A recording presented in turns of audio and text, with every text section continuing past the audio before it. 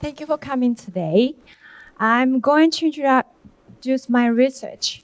My research mainly focuses on the young children's development. And how can we support children toward the future? Can you imagine that?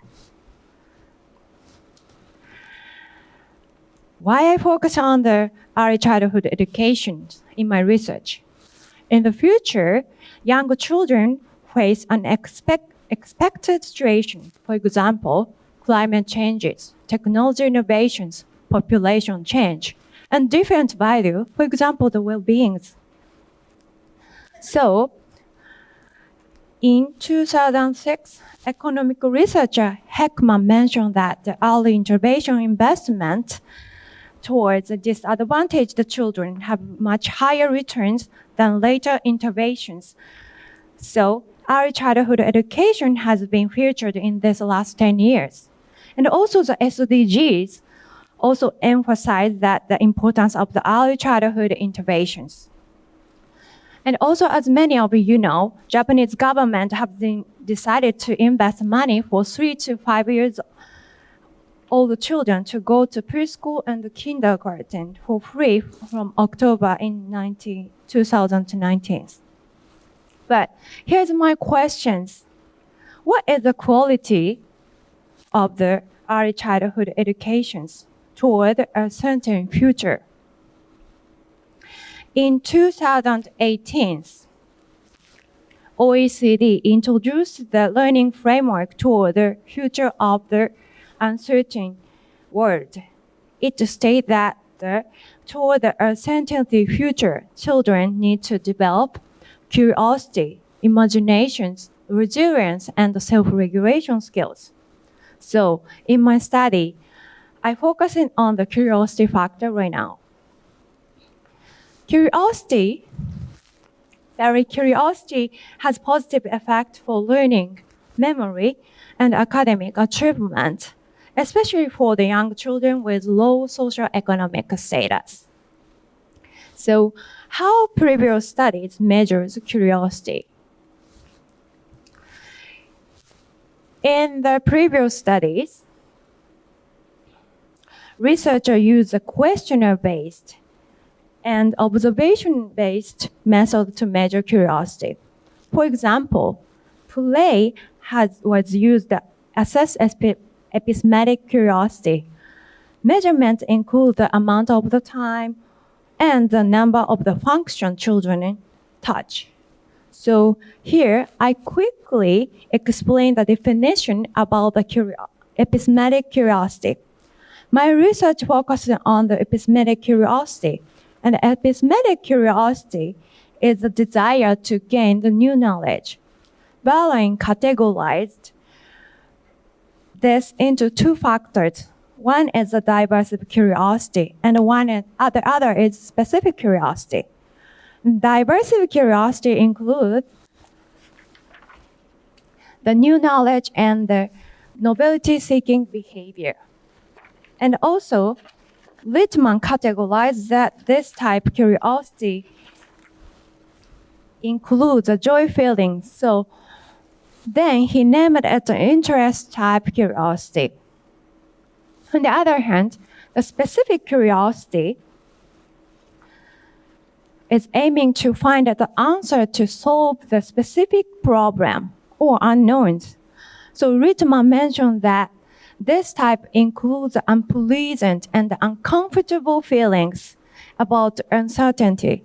So he named it the deprived type curiosity instead of interest type curiosity. So here's my research. This is my research map.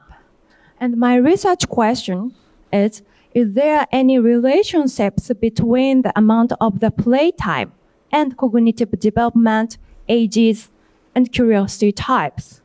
So I made a curiosity scale at the beginning and conducted the play experiment and the cognitive test.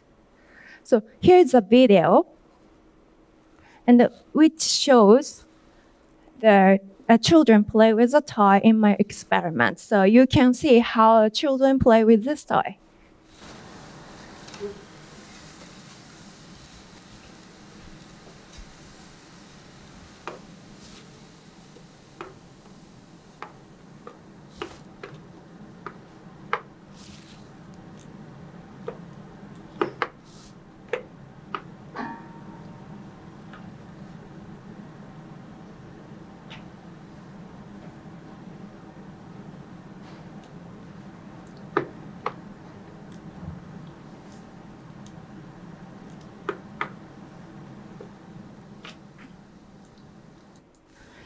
So I'm very interested in what he's thinking during his playing.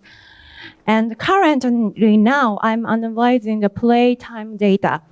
So today, just I report I will just report this part, yeah, to find out the relationship between the children's playtime and the curiosity type. I have started to create a questionnaire-based curiosity scale. So first of all, I recruited 137 participants, like parents who had 3 to 6 years old young children, and they complete the questionnaires in Japanese version we created. So here's the process, but at the beginning, I just show the original version, which is the English version, what I used. To create the Japanese version, I used the Piotrowski developed the English version. And this created version has 10 items and 2 factors, which is interest type and developed in curiosity type.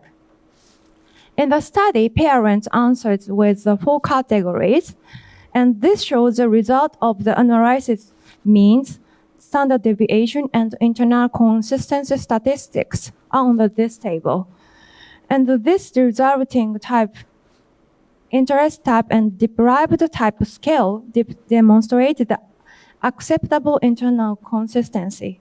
So, and also this shows the interfactor correlation, factor loading, self-report scale of interest type and the deprived type were highly correlated.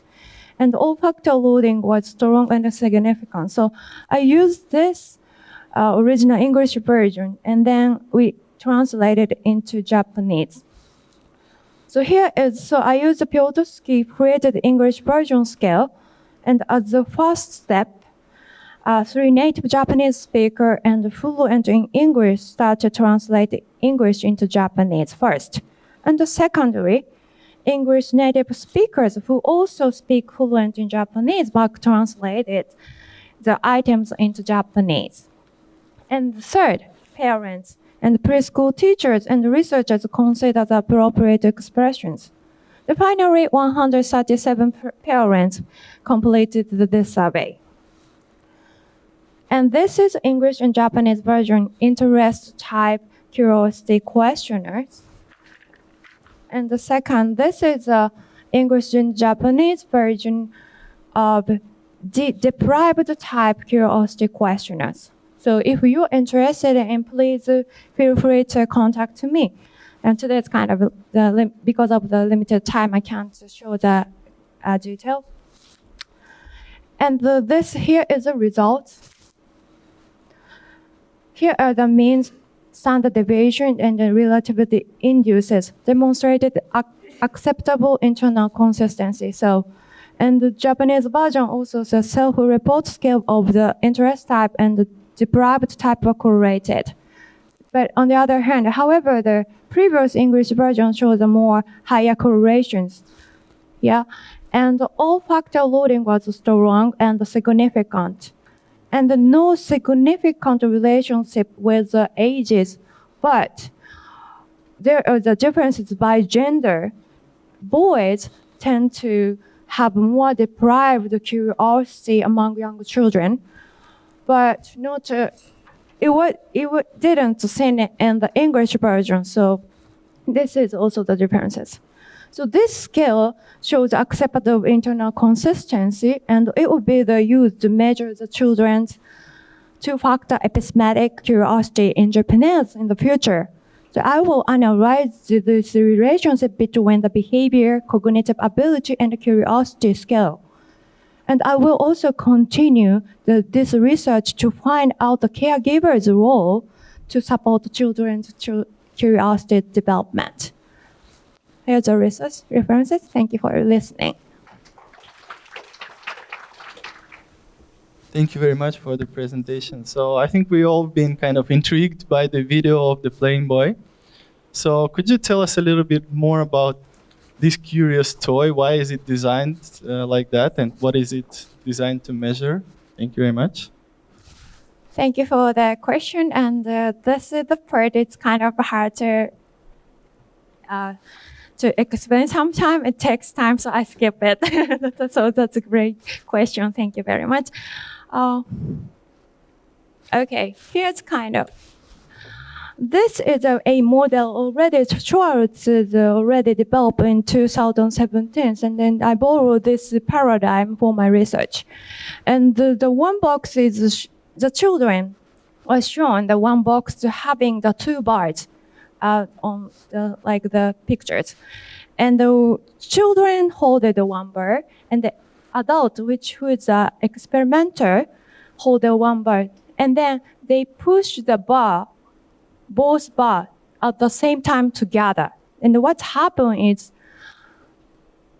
here it's a doll, but I use a ball. So when the children and the experimenter push the bar together, the two balls can pop up.